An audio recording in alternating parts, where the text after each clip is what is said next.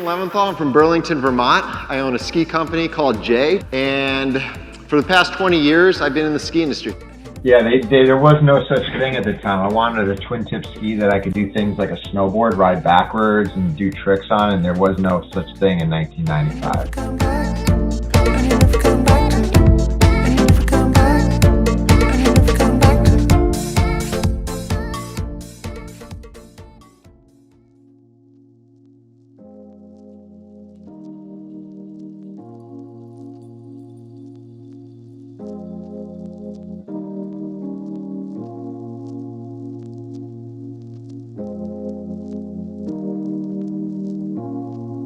Well, I grew up in this canoe shop here. My dad started the business in 1972, and so as a young kid I was always working in the shop, working with the extra scraps of wood that he had, helping him a bit, and mainly just had my own little corner in the shop that I could build anything I wanted in. Built my first boat when I was, I think, I must have been like 10 years old, and I loved it. It gave me a lot of freedom to get out on the water and be able to use something that I'd built. Then I went off to college and did a bunch of other things for quite a while, and in 2003 I moved back and started working in here with my dad building the canoes, and so that was 17 years ago, and still loving it.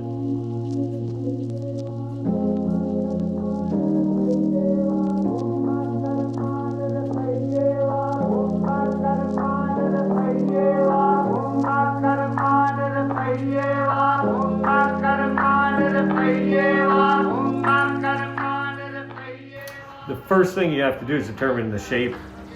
So say we've determined what we want for the shape and the rocker or camber profile. We make a press.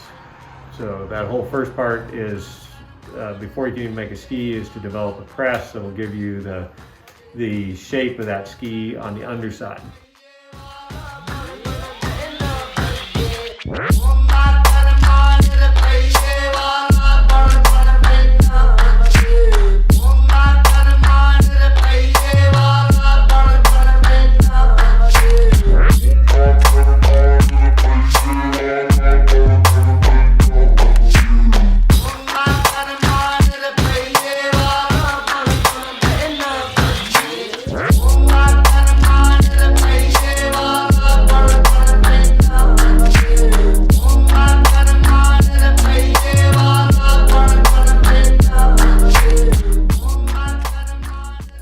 I build skis honestly the same way they've always been built. There's just a lot of changes in geometry and shape and flex, but the actual physical properties of what's in the material, like the materials haven't evolved that much. Still the same materials as always been used, just different shapes and geometries. We were skiing as kids, but just cross-country skiing.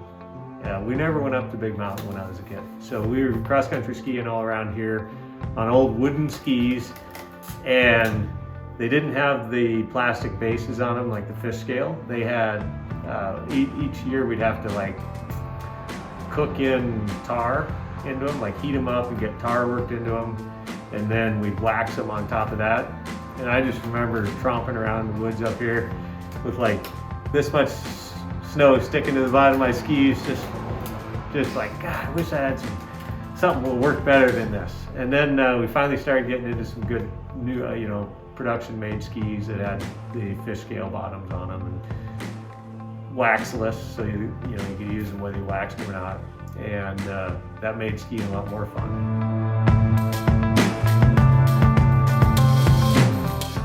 We went through a dramatic evolution just now in the last 15, 20 years. I think it'll be a slower evolution of design and more possibly improved materials, or maybe environmentally improvement of materials to be less impactful on the environment.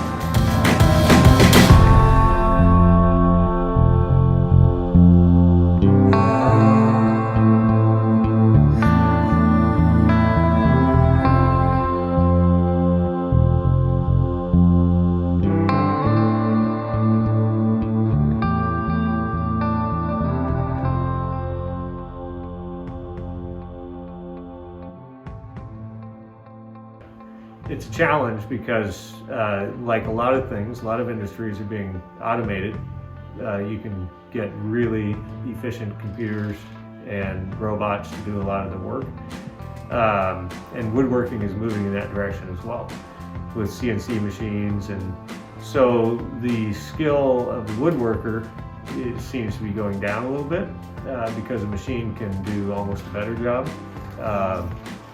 So people knowing how to use tools and think about how the materials go together to create something, I think is changing, and I think it's a good skill to have if people can develop that. And I don't know where automation will go. I don't know if it'll go full cycle and come back to where you need to have people that know how to use tools, or if that eventually will be just obsolete and automation will take over.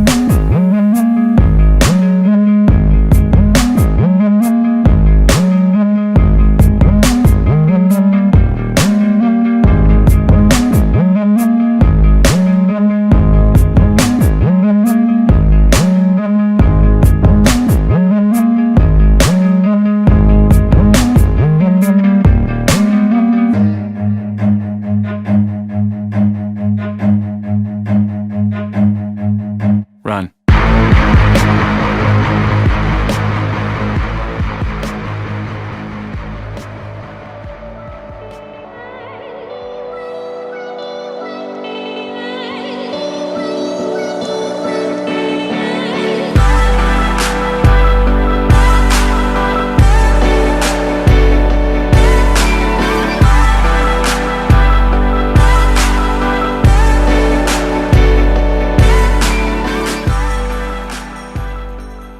Once you develop a press, then it's a matter of figuring out what types of woods, what type of composite material, fabrics that you want to sandwich into this ski to give you the flex patterns, the stiffness, softness, or whatever type of performance you're looking for in your ski. You have to figure out what types of woods and what type of fabrics you want to put into it.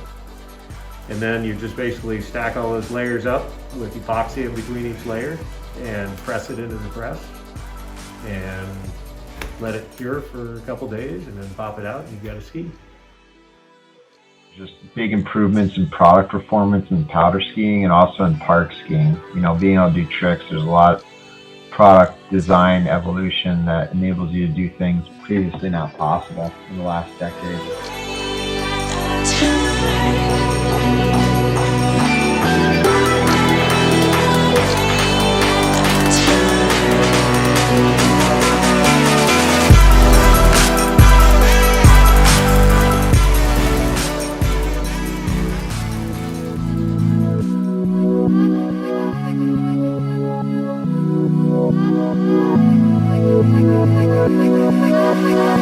You want me like the other boys do.